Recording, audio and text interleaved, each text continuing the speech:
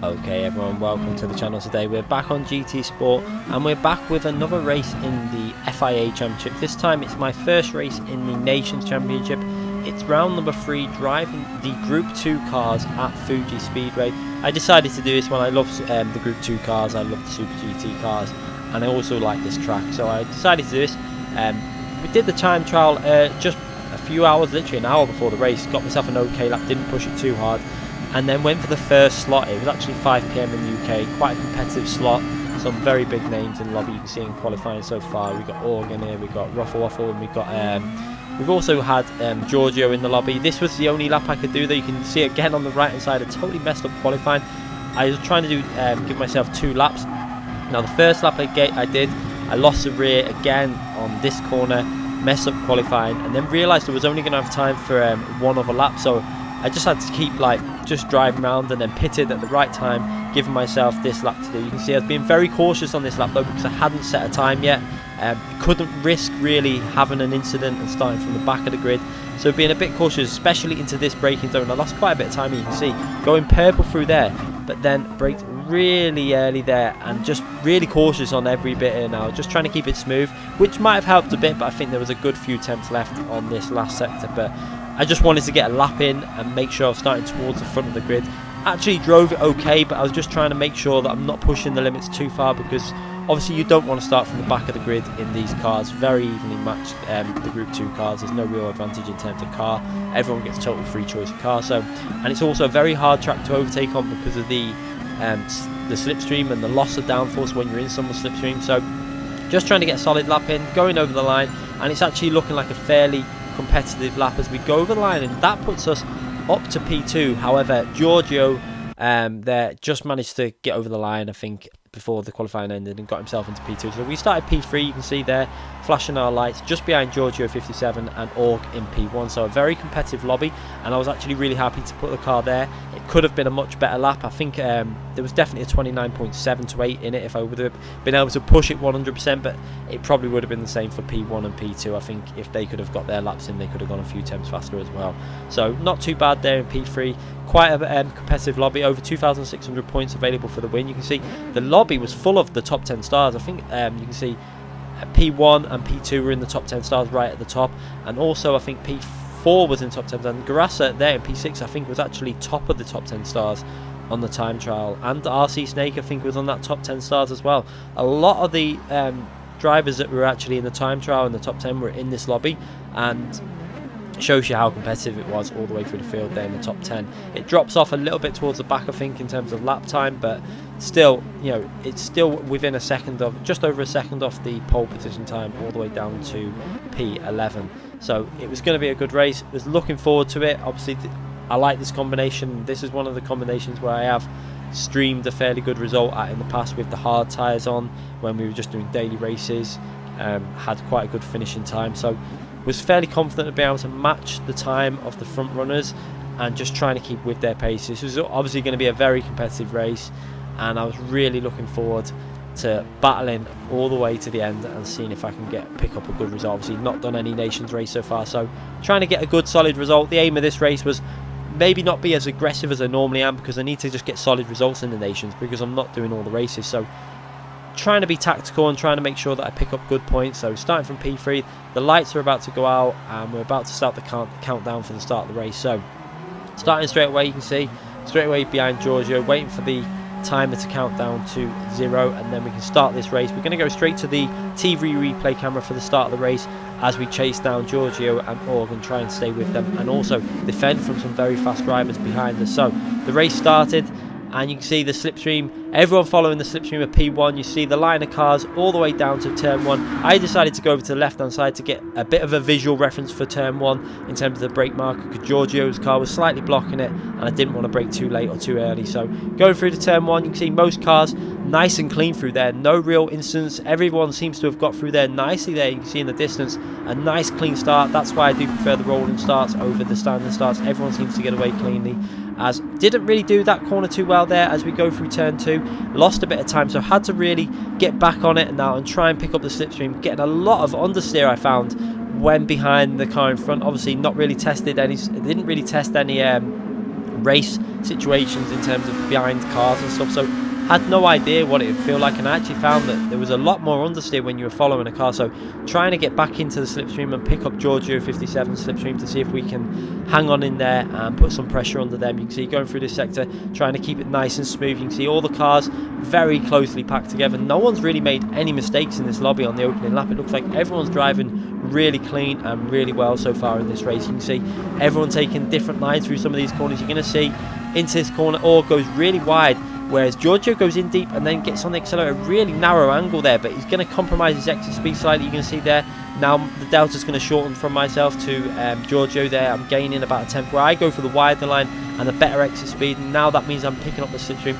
He's obviously did that to pick up the slipstream of Org, so the closer he can get to Org, the better slipstream he's going to get. So I decided to fuel save here. There was no point me going into this corner all guns blazing when they were battling, because someone was likely to make a mistake, and Giorgio just totally missed his braking. I've done that in the Group 3 cars. I think it was in round 1 of the last season. Exactly the same thing when racing Derek. Braked straight off into that runoff area and lost a lot of time. You can see he's all the way down now, out the top 8 places. So a massive mistake by Giorgio, and that's good for myself though. Puts me into P2 and right behind Org, and now I've just got to try and stay with Org. This was such a tactical race as well, because they didn't give us the fuel to drive this aggressively, which was a bit frustrating. I would have liked to have been able to push 100% all the way through this race. It does tend to favour myself when I can drive aggressive, but having to do some short shifting and just try and preserve fuel while behind Org, and just make sure that when we get to the pits we're not going to get jumped by anyone behind us, while trying to keep good pace also. You can see Ruffle Waffle behind managed to get himself into P3, and very fast driver as well behind us there. So this is going to be a really interesting battle, so we've got to make sure that we stay close to Org and not burn too much fuel and defend from P3. So quite a hard position to be in, but this last corner seems to have quite good exit speeds. I was able to get on the power nice and early with the line I take. They seem to gain a bit on the entry to the corner, but on the exit I seem to be able to pull away a bit, and then we're starting to pick up Org's slipstream again down the straight, and we can start considering doing some fuel saving towards the end of the straight. So what I was doing was putting it into a lower mixture towards about now, sometimes going into 2, 3, 4, and then just for a brief second, it wasn't much, it was just any little extra bit of fuel saving I could do. I was trying to do obviously with the short shift in. And you can see so far this race a really close battle. You can see in that top right hand corner, just look how close all the cars are. There's no real standout gap. It seems like everyone's picking up a slipstream. It looks like P4's slightly dropping off the pace from the top 3 that I'm involved with now. So it looks like P4's starting to lose that slipstream, which is really important. You know, if we can break away, it's going to pretty much make it a 3-way fight for the lead, as Org goes in a little bit deep there, but he manages to square the car off. That means he gets on the power reasonably well, and now we're just trying to follow him all the way through his corners, going into the braking zone. I seem to be very strong in this braking zone at picking the line and getting the braking spot pretty much perfect. You can see gaining a lot of time on Org there and hooking that corner up really well, but then picking up that understeer from being so close to Org in the slipstream. You lose a little bit then on the acceleration. So very close racing going on here. You can see it in the distance. This is why I love GT Sport, and this is the type of racing I love, you know, when you're so evenly matched. Just look how closely matched these top 4 cars are, top 5 there, all 6, 7, everyone's just following each other, and it might not be the most entertaining in terms of overtaking and stuff, but this is the type of race where everyone is on it. You cannot afford to make a mistake. The pressure's on, you know, you can't make a mistake, because if I make a mistake, P3 is going to get me as soon as I make a mistake. If Org makes a mistake, he's going to also be overtaken by myself. So it's really tricky conditions. Everyone's just trying to keep it nice and smooth whilst keeping the pace up. As you can see there, going into turn 1, trying to take a wider line to give myself a better exit from the corner, as really getting close to Org there on the slipstream. You can see obviously doing a lot of fuel saving at this stage also, but getting really close into the braking zone. And what I tended to do there was going into fuel mixture 6 in that braking zone to try and save some fuel, because I wasn't really getting close enough to make a move, so I didn't really want to risk. Obviously not done any Nations race so far, so I decided to play it quite safe in this race and not make any massive moves. You can see massive understeer through that section. That was a section of track where you were picking up so much understeer when driving in the slipstream of the car in front.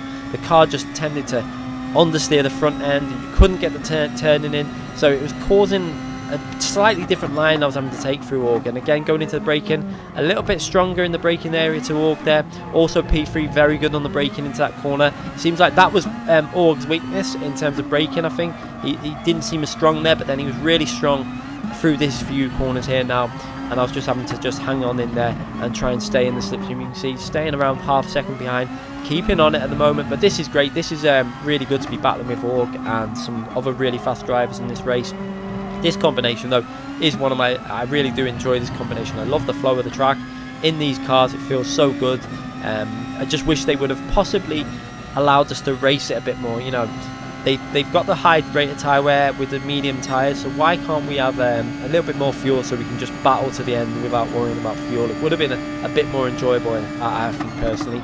But again, going into the braking zone, and again Org taking a little bit of a different line to myself, but then it evens itself out. It's really interesting to watch the different lines that people were taking. You can see it on the top right hand corner when watching the replay camera that into certain corners people were taking different lines, but you're going to see the understeer that you pick up when you're behind another car also through these corners. This is where you can see my car just wanting to understeer. It doesn't want to bite into the apex, and it's just so hard to really get it online and really fighting the car to get the front end to stick to the ground and get it into the apex. It's really tricky, and great fun though. You know, this is why I do love GT Sport. Not many games really have that the loss of downforce when in the slipstream, but GT Sport does it really well, I think. It's probably fairly realistic in terms of the loss of downforce, because it's still drivable. You can stay within the slipstream, and the slipstream is quite strong, so you do get close enough down the straights. So again, really enjoyable. Probably one of the most enjoyable races I've had in quite a while, because these are the type of races that I really do enjoy, when you've got to be on it 100%, when you're pushing, when you're trying not to make a mistake, when you're evenly matched. It feels like you're in a real race car. You know, it might not be the most realistic in terms of physics, but when the racing's like this and everyone is so evenly matched, it really does feel immersive. You feel like, you know, you're watching it on the replay in the top right hand corner. It looks like you could be watching a real race going on. It's just great fun, and this is again why I play GT Sport, to be racing battles like this. You know, in the FIA events specifically, this is where these races happen, in the FIA races. The 100% competition throughout the field, and it's so evenly matched. And again, as Org goes into that turn one a little bit deep, but manages to rescue it again. As you can see, the different lines, people having a little look to see where possibly the braking zones are there from P3. Again, going through these corners, trying to stay on it, but try not to put too much throttle in, because then the front end's going to slide and just lose that grip through these corners. But again, you can see a lot of grip still there, even though we're on lap 6. We're able to take quite good speed. I did like the way the tyres seemed to stay competitive throughout the 6 laps. They didn't really have a massive drop off. It wasn't too bad at all. And again, you can see getting really close to Org as we go into the braking, into this tricky right hand corner. Again, I was able to really hook that corner up pretty much every time, but then getting on the power, Org was a little bit better at getting on the power there again. It's just really so much fun, these type of races, for me personally. As you can see, a lot of cars, there seems to be a gap developing now from P3 to P4. It looks like P3 has managed to get himself out of the slipstream of P4, and that's like I said before, it looked like that gap was developing, and you can really see it getting bigger and bigger now. And also from P4 to P5, there's an even bigger gap. So we're starting to pull away now in this group at the front, and now we're going into the pit stop phase. This is going to be really interesting to see who's managed to save more fuel, what's happened with the fuel. I decided when I went into pits, I seen that Org had a bit more fuel than me. Not much, but I had more than P3. So what I decided to do was under fuel. It could pay. It could have been a good move. It could have been a bad move. It was just a case of under fuel and try and get myself either ahead or right into the slipstream of Org, because I didn't want to lose that slipstream. I wanted to stay with him and put him under pressure all the way to the end. You can see we actually come out dead on. I was actually ahead, but I didn't realise this at this point. So I went to the left and tried to give myself a better exit, and then the car dived down the inside. It was Garosa. I think he forgot to refuel in the pits. He dived down the inside, hit me slightly, and I lost quite a bit of time in that, but he managed to let me back through there. Unfortunately, I was thinking of going around the outside and getting a better exit and trying to get up the inside of Org, but obviously with that contact into turn 1, not able to do it. But that was a bit unfortunate, but still involved, in the battle, you can see. But now I've got to do a lot of fuel saving, because I obviously underfueled the car by quite a bit. I think I put a couple of litres less than Org, which is going to mean I'm going to have to do a little bit more fuel saving behind him, and I'm not going to be able to drive too aggressively to the end of the race. But however, looking at the situation, I think I made a good decision in underfueling the car, because if I didn't underfuel the car in that situation, we would have ended up, I think, behind Garassa, and that would have cost us a lot of times in terms of staying with Org. However, then we would have had the fuel, I think, to push a little bit harder, so it would have been one of them. It could have worked for me, that I think fraction shorter on the underfueling, and I would have got myself in the lead. But then we would have had Org behind with more fuel down the straights. Would we have been able to defend it? Would have been very marginal, I'm not too sure. Obviously I got fairly good exit off the final corner, but then we would have had to just use up the fuel on the straight and save it through the corners. That's how we would have had to race the race. So it would have been interesting. I'm not too sure whether we would have been able to defend from Org. He had really good speed, so not really sure on that one. But I feel like I made a good decision in doing the underfueling to stay within the battle, and we're still in this battle. You can see as we're right behind Org there, as he gets a little bit loose going through that turn 1. As Rough Waffle dropped back a bit there, as he was obviously stuck behind Garassa, but I think he put a bit more fuel in at the pit stop, and that's why obviously he was stuck behind there and he didn't come out right behind us in the pits. But now he's got obviously catch back up, and this again, I'm picking up so much on this. It's hard to say, would I have been faster through that section if I was in the lead? I really have no idea, because it's so hard to tell, because obviously I've got the slipstream to gain me some time, but then I think if you would have watched Tisney stream as well, the loss of downforce you get from being behind the car is quite drastic in these Group 2 cars. Group 1 and Group 2, and especially at this track Fuji, the high speed corners and then a lot of traction zones, you really do feel it, and you can see the difference of, again, getting really close to Org, trying to put him under some pressure and seeing if we can find a way past, and trying to get as close as I could really through this section. But it was so hard to stay with a car in front. I was just trying to stay as close as I could to see if it was worth, if I could get close enough on the straight, then go for it. But it's just every time we were just too far back really to make it some sort of an aggressive move. So what I was tending to do was staying with him, and then we're in the slipstream, and then at the end of the straight, because we weren't really close enough to make a move, you can see we're gaining, getting closer and closer and closer, but again, not really close enough to make a dive on the inside. So just lifting off and going off the throttle and saving some fuel. You can see there going into fuel mixture 4 and 3, and trying to bring back some of the fuel disadvantage that I'd had, because I also had to protect from P3. So really strategy race going on here now, but a really good fun race. And again, and this is what I like, you can see the gap now from P3 to P4 is getting bigger. So it looks like we've got this covered in terms of the top 3. It's definitely a fight between us, these top 3 drivers now, for the win in this race. It doesn't look like anyone else can be involved. Giorgio57 has got himself up to P7 there, but one thing that was really good to see was obviously the lap times in the race. You can see I was a 10th off, I think, the fastest, 1/10 off the fastest lap. I did actually get the fastest lap on that previous lap, but then Ruffle Waffle behind managed to pick up that fastest lap. Obviously he was in clean air, so maybe he was able to push through the corners again with that extra bit of fuel. So it was really hard to down. And the great thing, like I was saying, was the fact that Giorgio57 at this point of the race hadn't got the fastest lap of the race. He might have been stuck behind other cars, but I kind of expected him to work his way through the traffic a little bit faster than what he did. So it's really good to see that we were competitive with some of the best drivers on the game again. And it's really interesting to see, and hopefully we can carry this on into next year, into the next official GT Sport series that's going to be on in the FIA Championship. But again, so far not managed to go through the laps without picking up any penalties as well. So top 3, no penalties, and it's great that that penalty system isn't coming into play also. I think it's actually making the racing a bit more respectful, because you can see that I think it's more of a risk now of making a dirty move.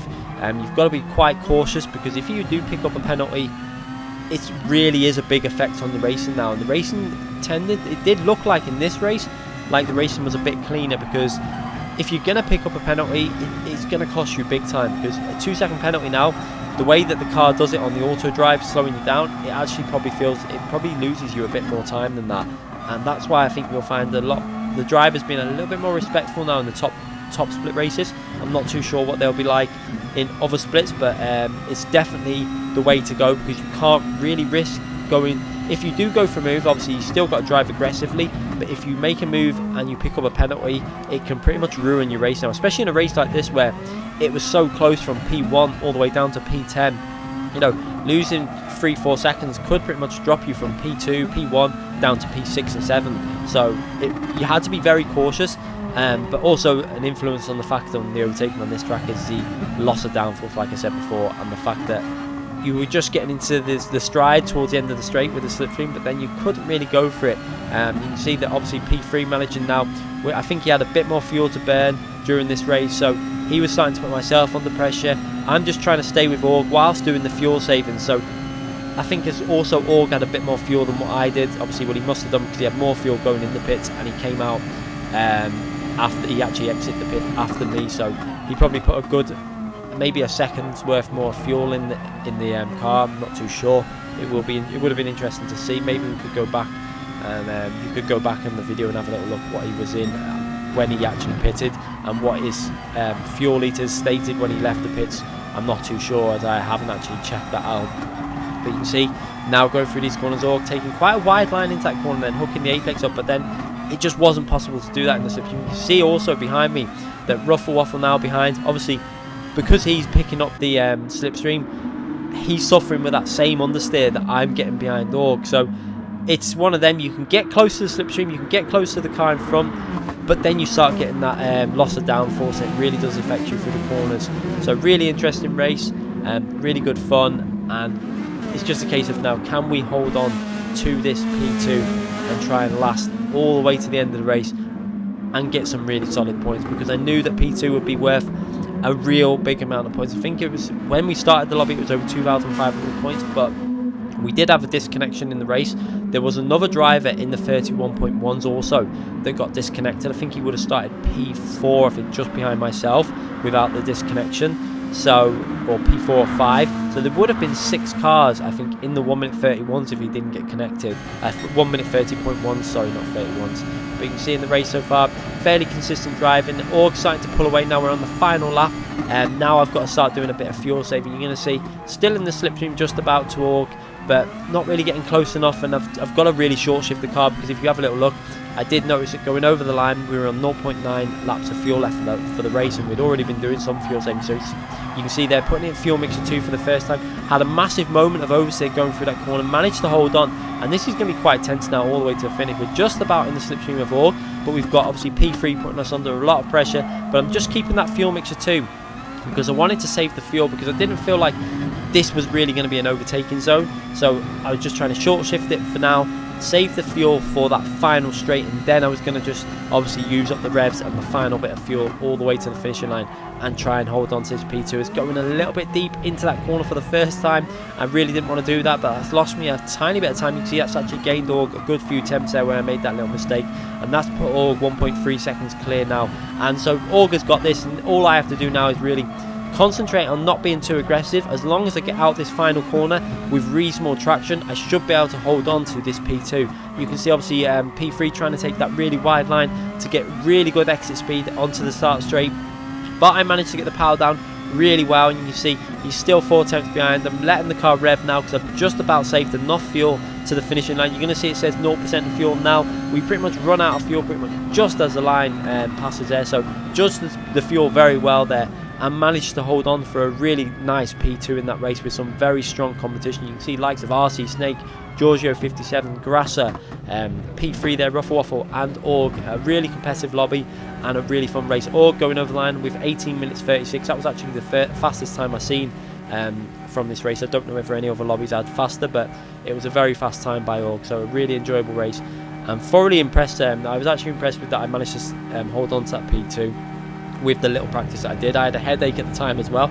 That's why I was going to stream this, but I wasn't feeling too good, so I did the earliest slot just to get it out of the way so I could just chill out in the night. So really happy. You can see as we go through to the point situation, we pick up, that's our first race in the Nations Championship, and we pick up 2,500 points, but I think we actually lost 1 point because of the person that disconnected it. I think it ended up at being 2,499 points, but still 1 point's not a massive loss, so not bad points at all for a solid P2 finish. And I hope you enjoyed that video. I thoroughly enjoyed the race. I know there wasn't a massive amount of overtaking, but I think if you were watching Tisney's stream, it was a really hard track to overtake. And with the fuel situation and not being able to just drive 100% aggressive, which is Polyphony's fault, they really do need to... I think they need to let us race these races with full fuel. Judge the fuel so that we can just drive it aggressively to the finishing line without having to worry about fuel saving. And I think you'll get a better show in these races, but still a thoroughly enjoyable race. They are the type of races that I really do like, where you cannot afford to make a single mistake because you will get punished for them. I do enjoy them races where you're so evenly matched to a number of drivers. So thoroughly enjoyed, and hopefully we're going to be back with... Saturday, I'm going to be doing the FIA Nations and Manufacturer this time. It's in the F1 car at Interlagos, and we've got the Group 3 at Catalunya. So very good combinations. So hopefully going to have the track guides out probably Saturday morning for them also. I've managed to get a lap done in the F1 car. It's not an amazing lap. It's just a reasonable lap just outside the top 10 stars, but it's a solid lap that I can use for a track guide. And then I need to go and obviously get a lap done for the Group 3 car. So if I can get the Group 3 lap done fairly quick without having to spend too much time on it, I might be streaming later. If I need to put more time into getting the lap guide, the lap done for the lap guide, then we'll probably just stream tomorrow. But anyway, hope you enjoyed that video. Make sure you check out the other streams I've been doing recently, and make sure you subscribe to the channel if you haven't already subscribed, and click that notification button. Thanks again for watching, everyone.